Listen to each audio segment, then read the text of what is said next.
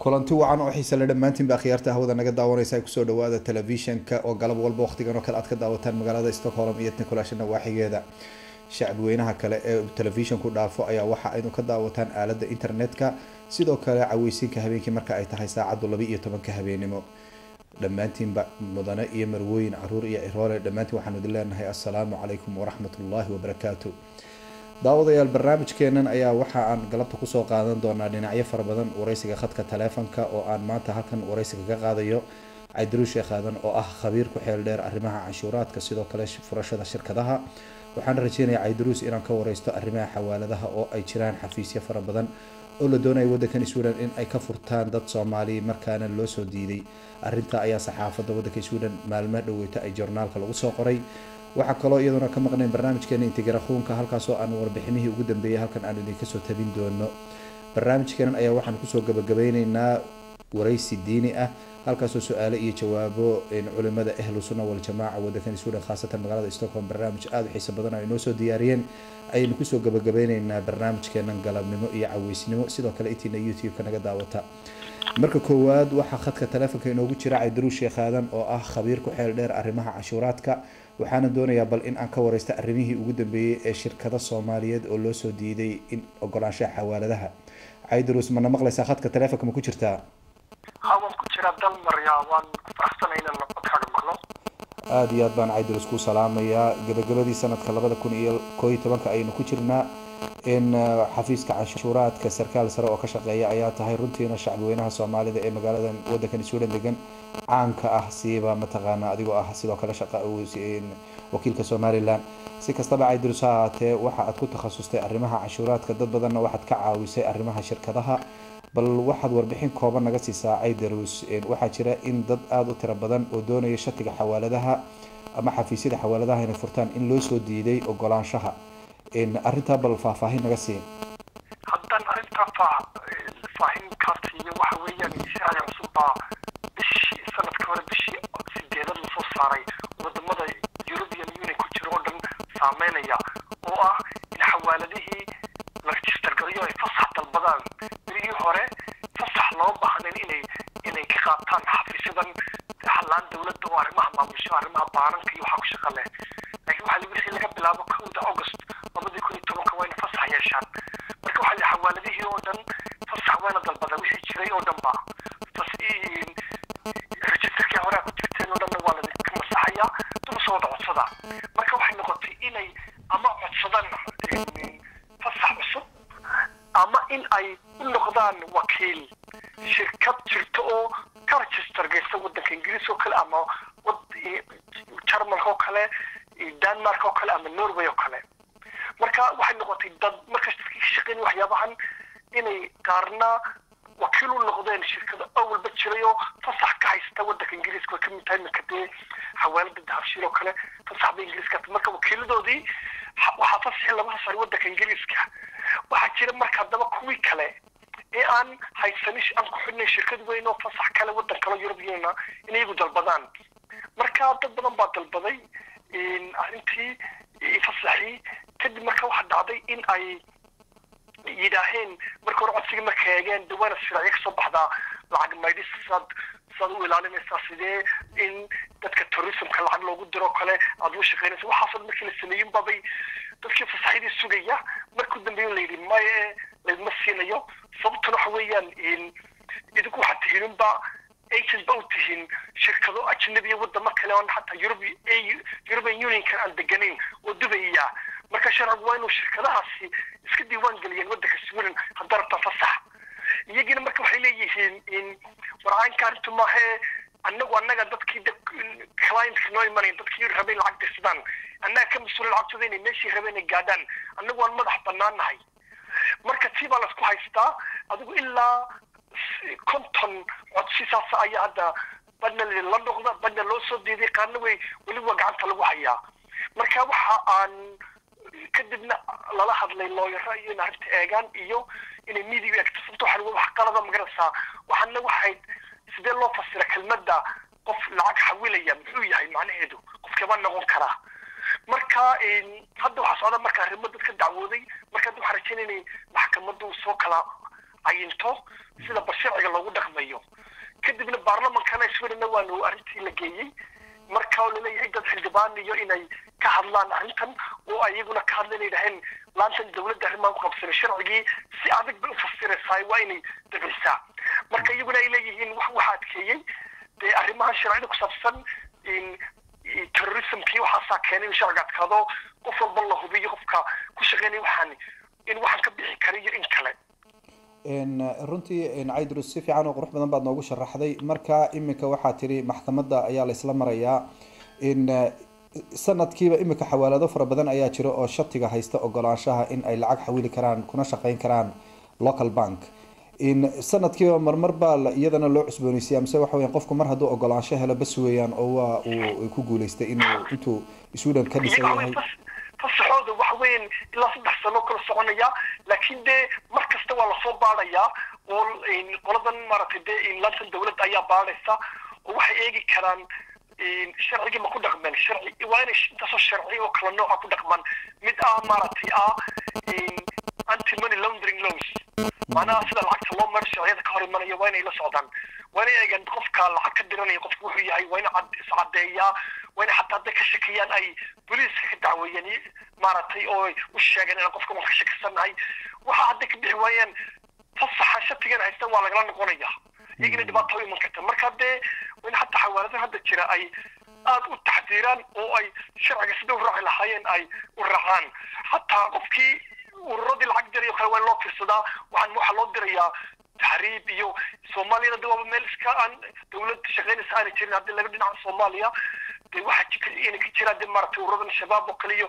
marka waxa leeyahay waa in la ogaado qof kasta ku dirayo yaa qaaday lacagtii muxuu yahay qofkani mid kale waxa jira list oo sanction list ay raho jimcada qurba ka dhaxaysa European ka geliyeen magacyo iminka away soo kale marka my system kada marka gelisid lacagtii qofka ka soo bixi kara marka la qabanayo la leeyahay qofka lacag kuma diri karno marka hawlo culus baa meesha sugay marka hadii ay hawlaha ka bixi waayaan de kullu waxa noqonaysa in sharciga laga noqdo taasina waxay keenaysaa dadkii Soomaaliyeed ee rabay inay lacag diraan inaan u suurto gelin dadkii lacagtii heli lahaana inay dhibaato u timaado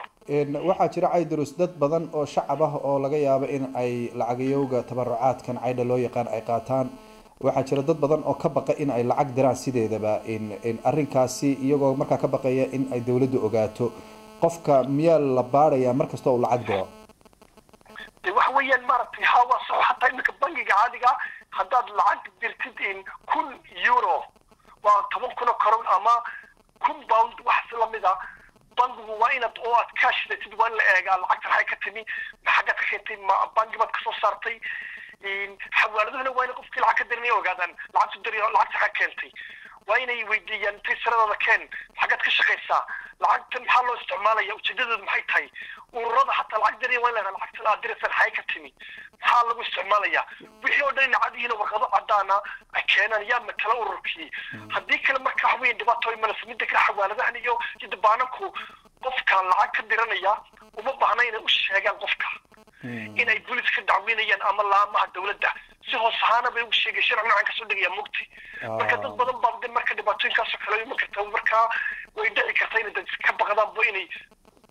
diraan lacag oo martay lacag badan oo ka shahayaan inay dhibaatooyin karto waxa nagu maqaalaha xataa caydu inay soo ogaan karto inaad lacag dirtay in kale arrinka maxaa ka jira tafarta caydu shaqo kuma laha martay xaqna kuma laha martay in qofka ogaan karto sababtoo ah caydu waa in dil xidhiidha xawaaladan marka xawaaladuhu waa in iyagu sharciga wuxuu leeyahay waxa jirta waxa la total secrecy macnaha waa sir qofka dee ku ah client-ka ku dee wax ka diranaya arrimihiisa qofna uma gudbin kartid xataa dawladda haddaad u gudbinayso ama kula soo xafiiska cashuuraha ama xafiis kale waa inaad marka hore ay ku tusaan sharciga ay ku raacayaan ay kula yihiin waan u rabnaa arrintan iyo sababta u rabaan marka degmo yari taas inay siiyaan marka la soo hadlaan waa dhici karta xawaalad yar iska baqanaysa inay siiyaan ama cilmi darro marka haddii qofkaasoo kale lagu sameeyo qofkii maxkamadu saari kara uu dacweyn karaa qofka arrinta warkiisii siiyey sababta waxa weyn iyaguna waa inaan liyan dee qofkan warkiisoo dhan bay hayaan qof kasta ma siin karaan aad caydrus ugu dambeyntii waxaan kusoo gabagabeynayaa waxaa jira dad fara badan oo bangiyada kala baqa inay lacag ay dhigtaan guryahana lacagayo fara badan marka ay ku sugan yihiin dawladda Sweden intee leeg bay qofka u ogoshahay inuu bangiga dhigan kara lacag intee leeg qofka horta xaq buu leeyahay lacagta doono ayuu dhiganayaa laakiin waxa weeyaan dee bangiga marka lacagta dhiganaysid haddaanay ogeyn lacagtadan xagga ka timi ama inay mushaarka ka timi ama guriga bisi ama waxan dee waxaa dhacaysa inay adoon ogeyn ba inay qoraal ka qoraan oo loo diro mashaqalada la finance police-ka loo diro oo kuwaas la bal ninkan waan ka shakiina eega sababtoo waxa weyn adiguna maba ogidba maaragtay markaa dee dhibaatada laakiin qofka hadduu wax uu iska qariyaan jimci saacad yihiin waxay ka timid marka inta doono qofku dhigan karaa inta doono ka qaadan kartaa marka waxa weyn marka aad loola socdaan xataa waxaa jira baananku systemiyo monitor garanayo qofka lacagii uu gelgelinayo intay tahay oo soo ururinayo sanadka inta diro kale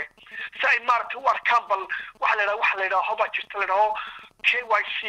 know your customer ama client waa inay ogaadaan ama xawaalada noqdo ama bangi waa inay la socdaanay dadka macaamiisha ogaadaan bal meesha ka shaqeeyaan lacagtooda sitay intay diraan inay wax iska bedelanayeen kale si ay mar walba ogaadaan lacagtan ay dirayeen aan meel qalada gelino iyaga loo isticmaalin si khalad ah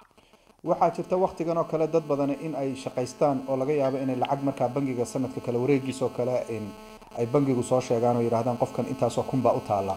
qofku ugu badnaan intee leeg buu ku urursan karaa koontadiisa wani ku sheegay ma hore qofka inta doono ku urursan karaa cidina iskama hor istaagi karto laakiin waxa weeyaan iyagu waxa marka hore waa in lacagtan xay ka timid marka hore waa inay bangiga eegaan oo ay la socdaan qofka lacagta xaw keenay haddii uu dawe arkeen mogtiin haddii uu meesha ka shaqeeya usoo dirtay iyo wixii kale marka iyagu bangigu adigoo ogeyn bay dee qof kasta ka shaqaysanayaan oo ay haddii ka shakiyaanna ay dirayaan u dirayaan dawladda odhanayaan baara dadka waa ka shakiyna qofka lacagtu dhigtay laakiin xaq baad u leedahay inta doonta dayn kartaa laakiin marka lacag ka saaraysa waxay ku odhanayaan wixii 10 kun oo karoon ka badan waa ina 3 shahor noo sii sheegtaa marka intaas waxaa laga beenay warkaasi ogaadaan iyo wixii maganaysaa iminka bangiga ma tii kartid 10 kun wax ka badan kama saari kartid markiiba waxay ku leeyihin lacag ma hayno kaashi wixii nagu 3 shahor noo sii sheeg marka intaas waxa laga beenay ku sii eegayaan oo kale marka adigu hadda maarta arrintu horta way adkaatay baryahan Caydrus aad iyo adiga u mahadsan imika waxaad ka mid tahay dadka aad u caawiya shirkadaha yaryar ee dhiirigeliya ka caawiya dhinaca mataqaanaa farsamada haddii ay u baahan yihiin warbiximo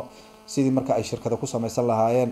markaad isku barbar dhigto Soomaalida 10 sanadood ka hor iyo maanta heerka ay ka taageen xagga shirkadaha maxaa dadweynaha aad ku soo gabagabeynaysaa warbixintaada wallahi hadda maarta dadka Soomaalida shirkada furan hadda way soo bateen marka horta waa wax fiican laakiin waxa weeyaan maartay waxaan waa shirkadu waa hawl badan tahay intaas soo warqadood ba laga rabaa markaad wax walba la socotid marka Soomaalida inay warqadaha waxa ma jeclin kadibna waxa laga yaabaa in laga xiisan dhaco waxa loo baahan yahay dulqaad yeeshaan warqadaha iyo sida ay habaystaan warqadahooda laga rabo cashuuraha iyo wixii imika wadagooda taksiga Soomaalida bari dhaxdasa iyaga 70% bay hayn dadka taksiga wada hadda imika hoos buu dhacday oo 10% weeyaan meelaha sababtoo marka wada arkin wixii sharciyadii iyo laga daba yimi dhibaatooyin badan baa yimi marka waxa weeyaan waxaan u baahanaynaa mujtamac kamid ayna noqono wadankan Sweden oo aan tusno inaynu shirkadihii meelba ka mid nahay marka waxa loo baahnay dulqaad iyo in la fahmo sidii looga bixi lahaa xisaabaadka diiwaangelinta inay samaystaan taas ugu waxa la bookkeeping-ka maartay book foreign-ka taas muhiimo dad badan maartay maxkamadii xadhi ku galaan oo Soomaaliya maartay aad iyo aad baad Caydrus shaqaadan u mahadsan tahay daawadayaal halka waxaa noogu dhamaaday waraysiga aan ka qaaday Caydrus oo ku salaameynaa aad baad u mahadsan tahay sanad wanaagsan saaxiib daawadayaal haddana halkaa kaga gudbo warbixintii aan ka duubnay Caydrus shaqaadan oo ah sarkaal u shaqeeya hay'adda cashuuraadka waddanka Sweden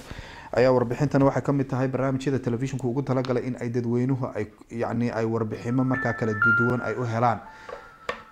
runtii in warbixinta toddobaadka aanu halkan idinku hayno waxaa kamid ah sida aad ka warqabtaan wadankan Sweden maalmo dhaweyto waxaa aad la isula dhexmarayay in dadka Soomaalida ee ehelkooda uu ka maqan yahay sharciyada loo fasaxi doono sanadka marka uu yahay 2012 bisha July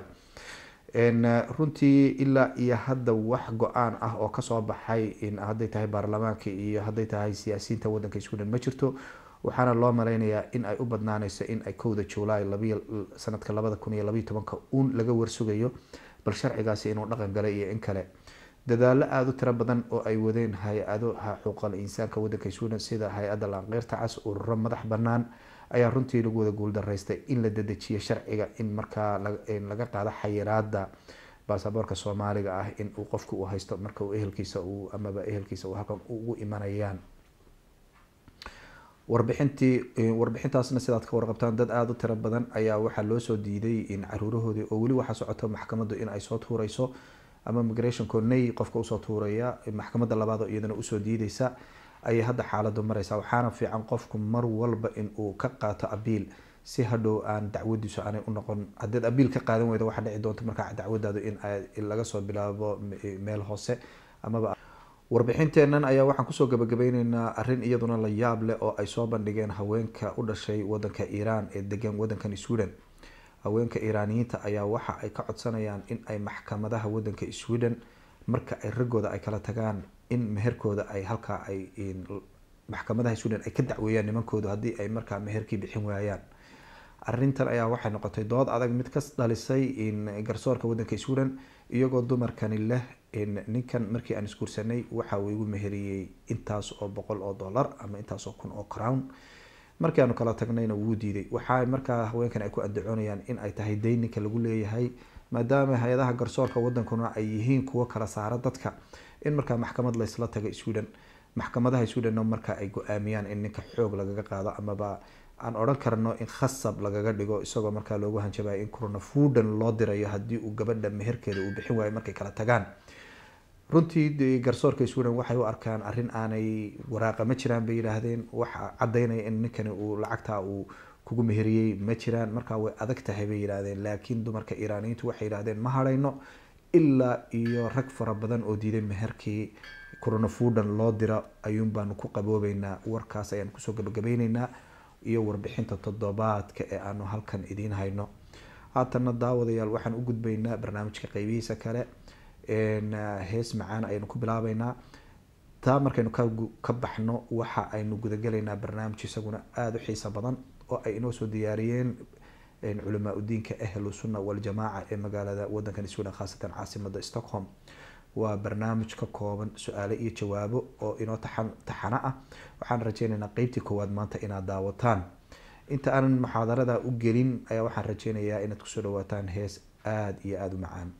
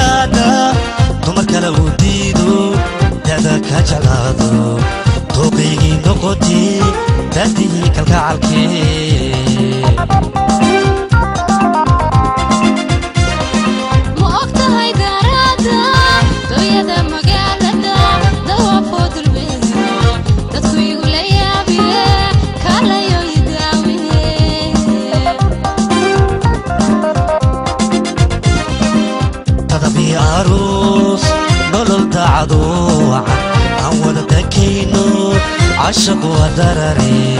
فرحة يتماشى دايكنا نغسمو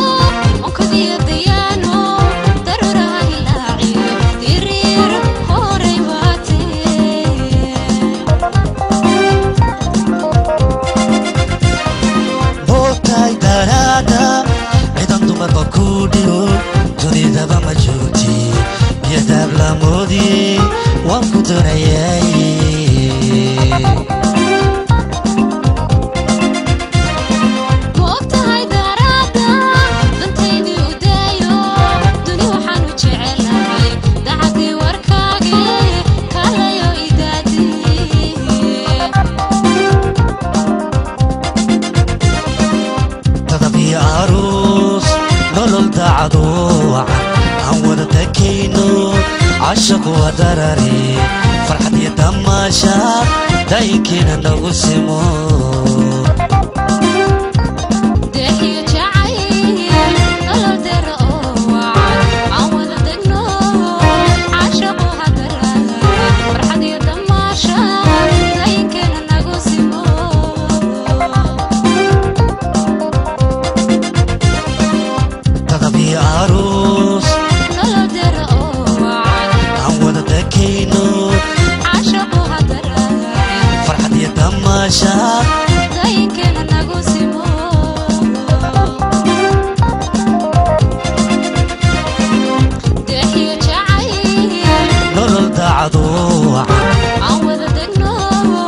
عشق ودرري فرحة يتماشى دايكنا نغسمو. halka waxaa noogu dhamaaday heestii aad ku macaanayd daawadayaal halkaad nagala socotaan waa telefishinka oo waqti wal oo galab walba waqtigan oo kale aad ka daawataan magaalada Stockholm iyo caweysinimada sidoo kale aaladaha internetka ayayna YouTube-ka naga daawataan haatana barnaamijkii aanu idinka ballan qaadnay ee ahaa ahlu sunna wal jamaa warbixin ay inoo soo diyaariyeen oo su'aalo iyo jawaabo ah oo ka dhacay magaalada Stockholm sida iyo daawasho wacan.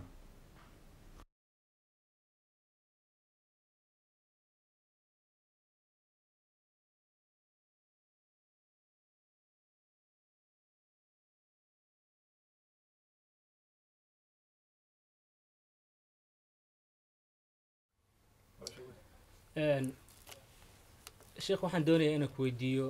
waxaa jirta Soomaaliya in badan dhibaato ka soo socotay ay dadka Soomaalidu ay wada og yihiin laakiin si gaar ah waxay Soomaalidu bariyahan dambe isku weydiiyaan su'aasha ah in dhibaatadii ay magac diineed isku rogtay tan ugu weyn dhibaatada waxay tahay dilka dadka muslimka ah ee Soomaaliya guud ahaan ay Soomaalidu isku raaxaystaan muslim yihiin haddana dhexdooda jihaad laga abuuro iyo arrimo diin ku salaysan marka dad baa banaystay dilkoodii dadkii magac diiniyana ku banaystay inay banaanta inay dili karaan marka ma jirtaa sabab xaq diinta islaamka banayn karta in qof muslima la dilo ama ma la fahmi karaa waxa ku xambaari kara. الحمد لله رب العالمين نحمده ونستعينه ونستغفره ونعوذ بالله من شرور أنفسنا وسيئات أعمالنا ونشهد أن لا إله إلا الله وحده لا شريك له ونشهد أن محمدا عبده ورسوله سؤاشا جواب كذا هدي عن دي بقول نغضو أما سؤاشا لفتي جيدي كل يبقى سؤاشا نحر كيدو وحوي أفعاشا هدي اللي قصو شيكي دادك سمين هيا صوفك يعني كو حنبار هيا دادك مسلمين تاليقو ذا إنay بنايستان oo dilkooda ay banaystaan muxuu yahay sababka marka haddii aan ka hadalno horta sabab waa jiraa ku xambaarahaya laakiin sababkaasi ma aha sabab mashruuca oo diintu ay ogashahay ma aha waxa weeye wax ayagu ay caqiideeyeen oo ay aaminsan yihiin oo waa maxay sababkaasi waxa weeye waa takfiirul muslimiin inay dadka muslimiinta dhiigooda banaystaan iyo dilkooda sababka ku xambaarahaya waxa weeye way ku gaalnimo xukminaya wax alla wixii ayaga ka soo haray oo fikriga ayagu ay wataan aan waafaqsanayn waxay caqiideysan yihiin inuu gaal yahay bay caqiideysan yihiin haddaba marka arrintan noocaasa markii la eego nabigu calayhi salaatu wasalaam asbaabaha noocaas oo kale ah waa uu ka digay oo xadiid muslim iyo bukhaari ay wariyeen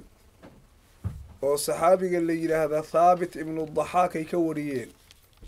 ayaa nebigu calayhi salaatu wasalaam wuxuu yidhi waman qadafa mu'minan bikufrin fa huwa ka qatlih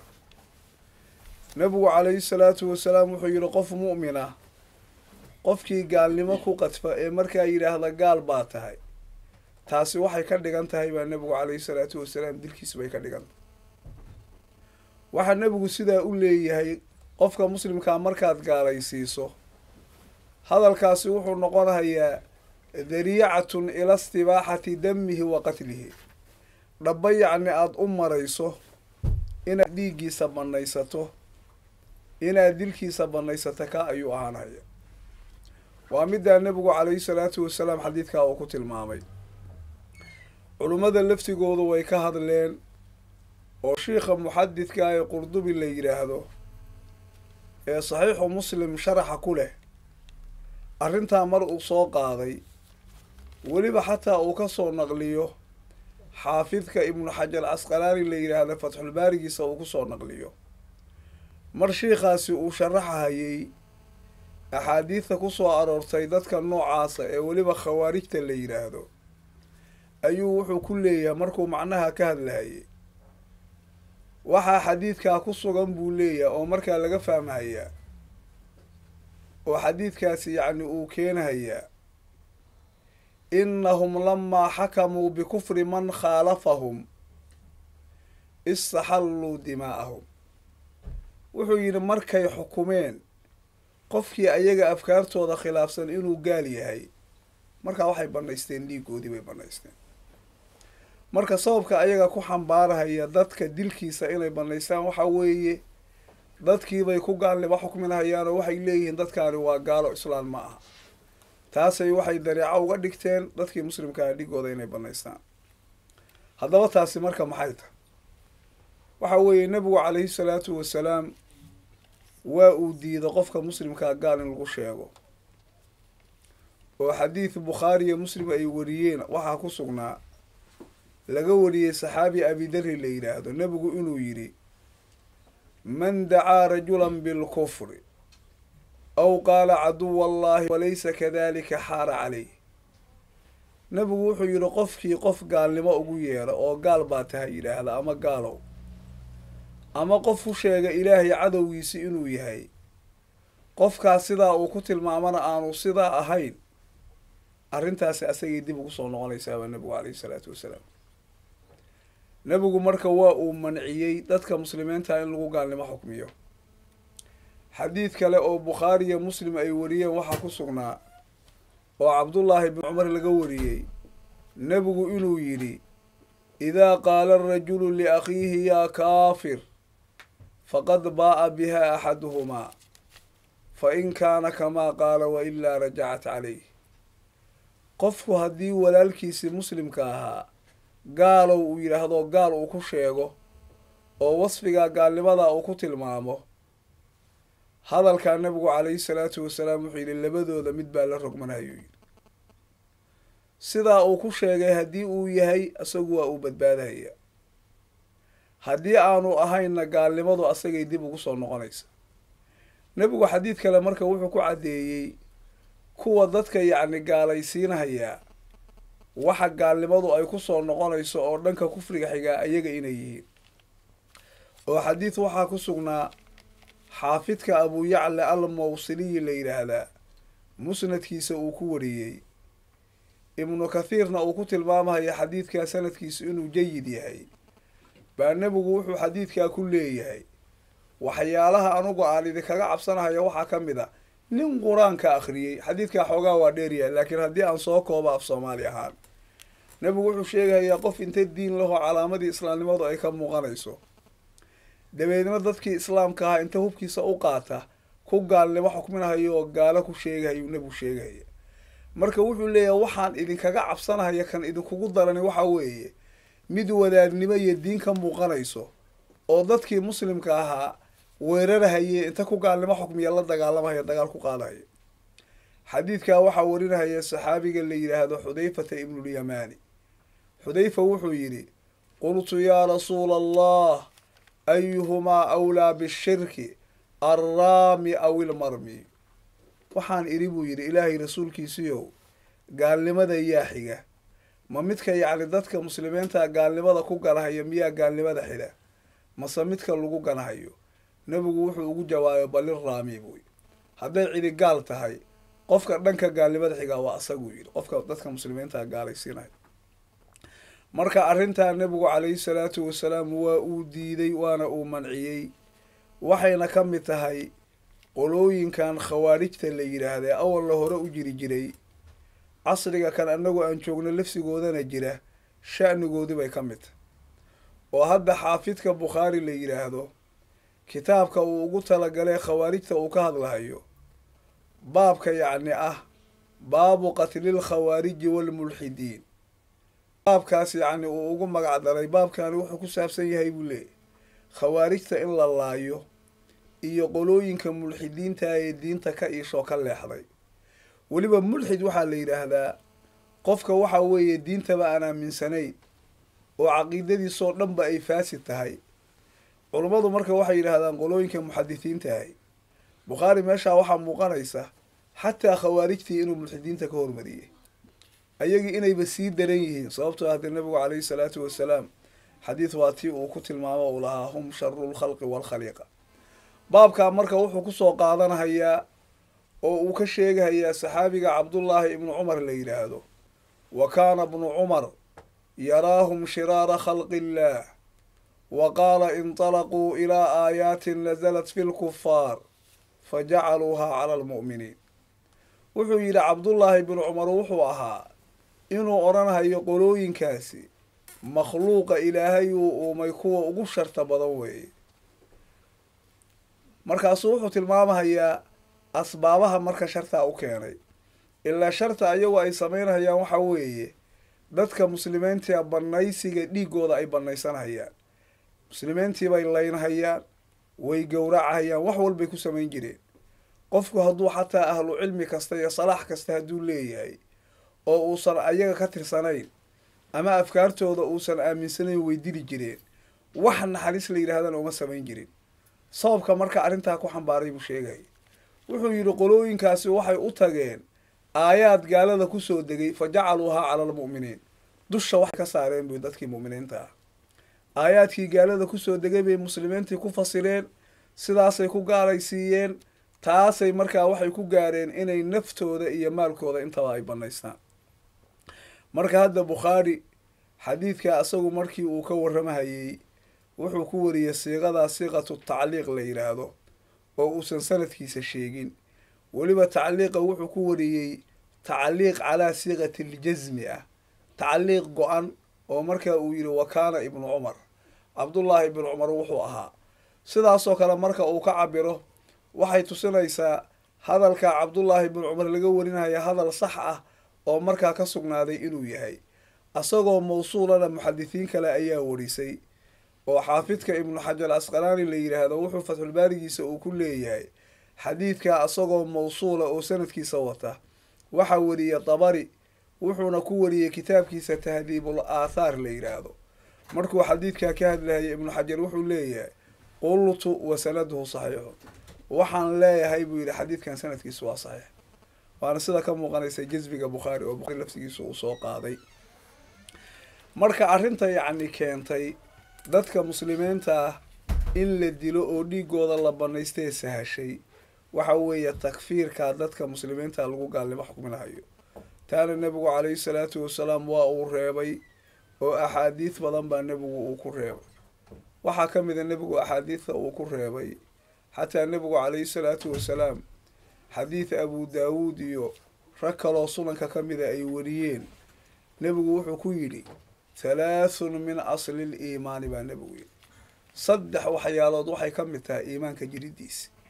maxaa nebigu u hormariyey alkafu can man qaala laa ilaaha ila allahu laa tukafirhu bidanbin walaa tukhrijhu min alislaami bicamali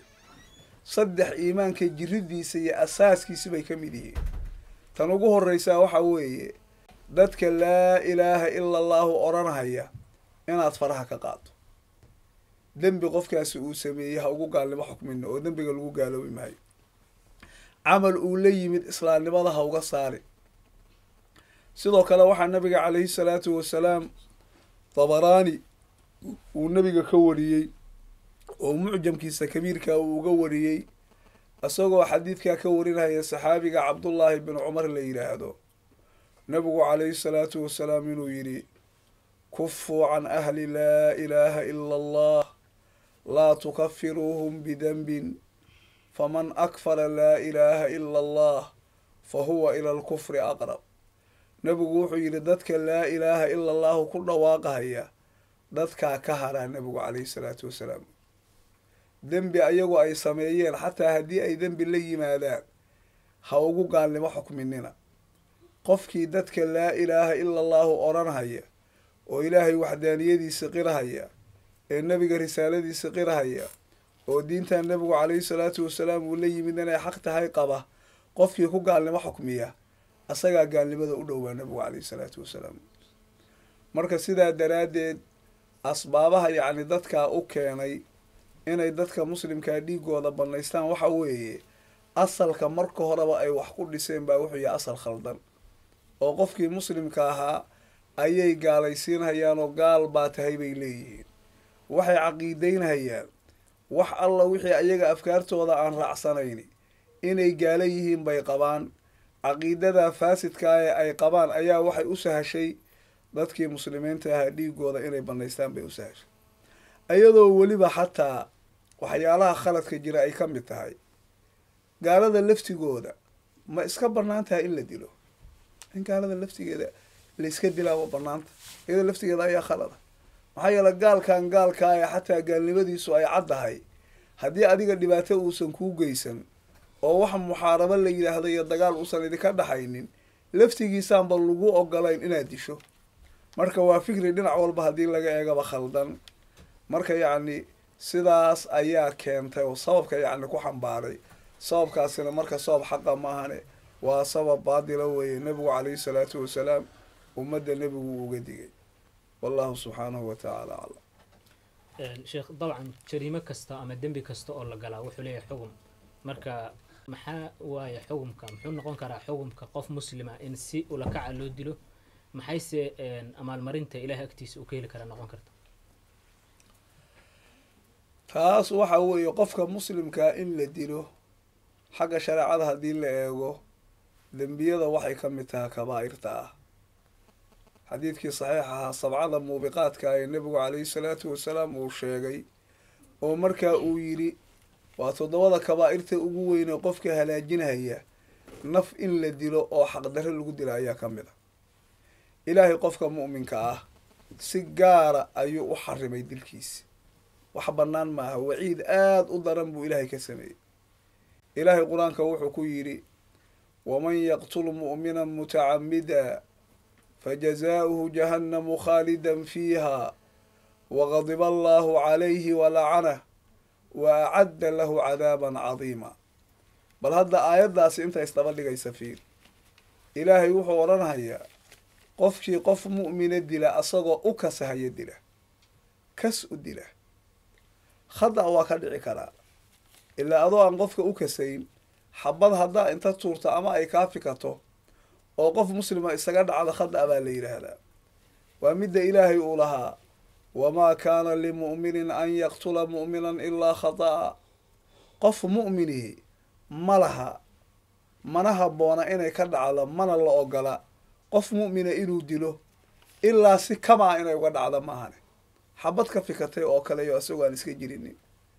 baawur asagoo la ordahayo qofkaan marsi aan lahayn oo kale oo baawurkii uu uga dhacay ilaahay marka wuxuu leeyahay qofkii mu'min dila asagoo u kasahaya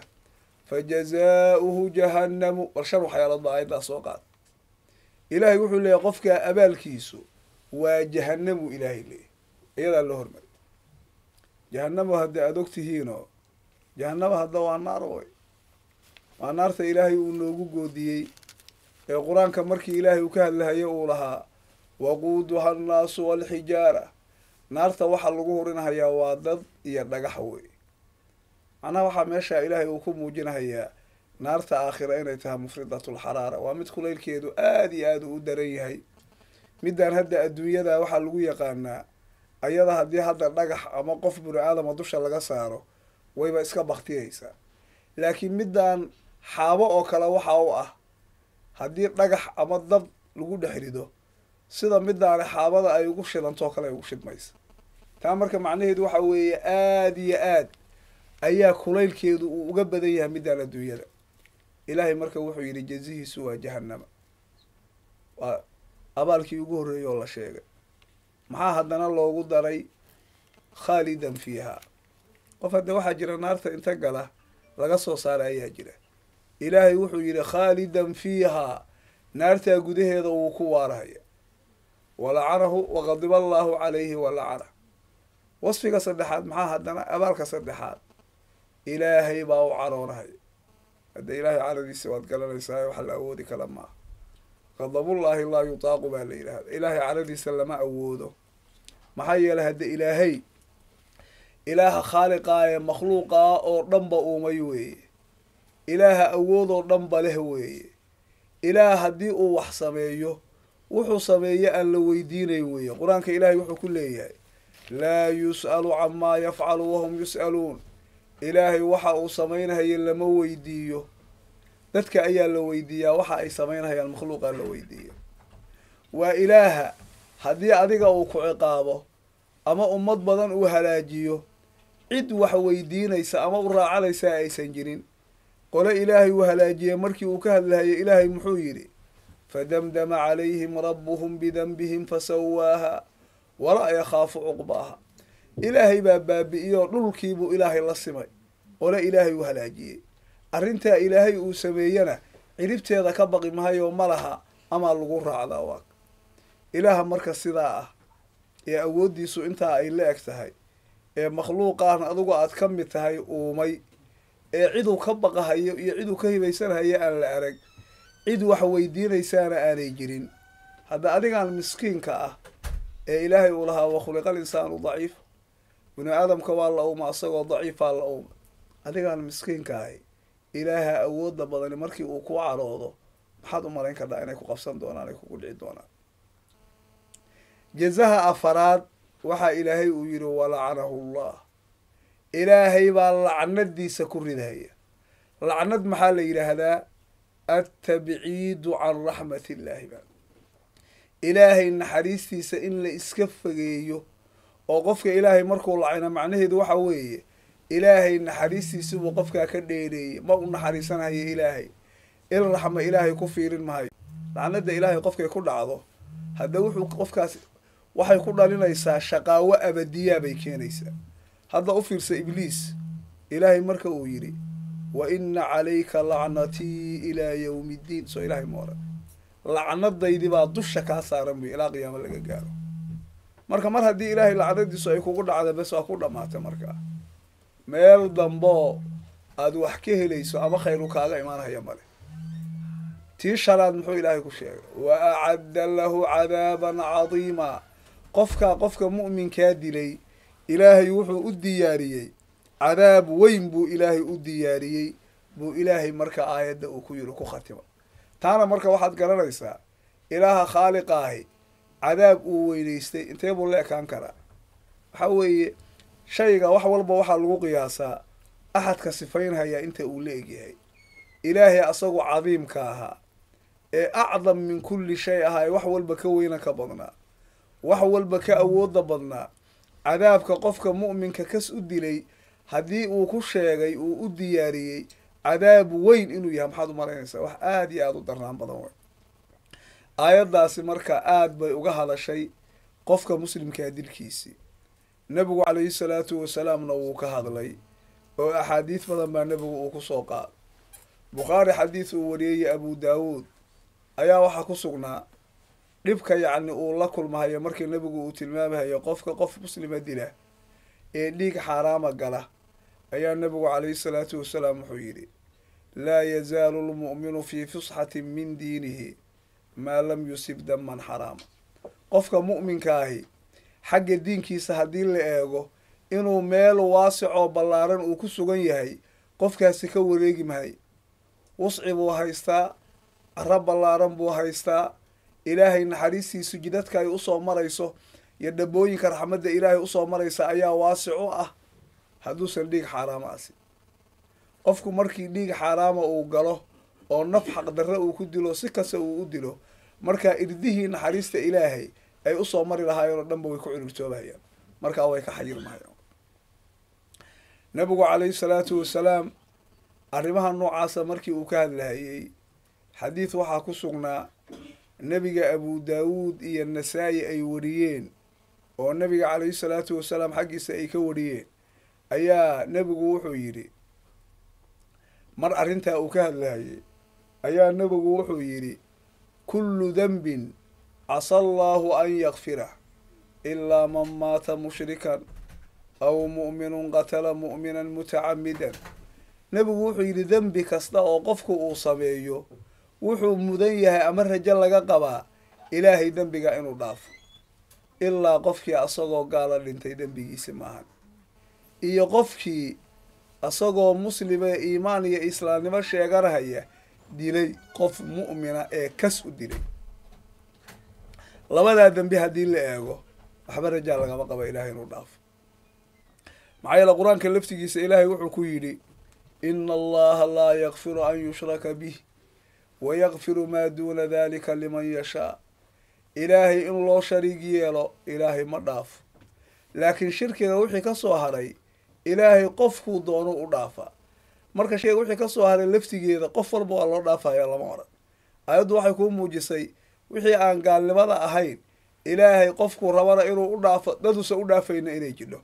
xadiidkaana marka wuxuu tusinahayaa qofka mu'minkaa kaska u dilay inuu ka mid yahay kuwaan loo dhaafi doonin waaka